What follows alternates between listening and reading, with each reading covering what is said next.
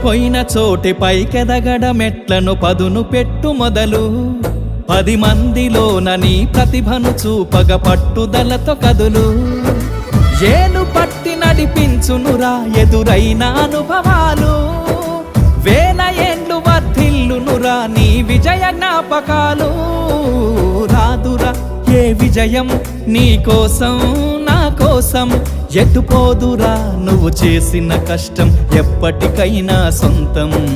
కాలంతో పయనించే వాడికి కానిది ఏముంది సాధనతోనే సాధ్యమవ్వునని సదాశయ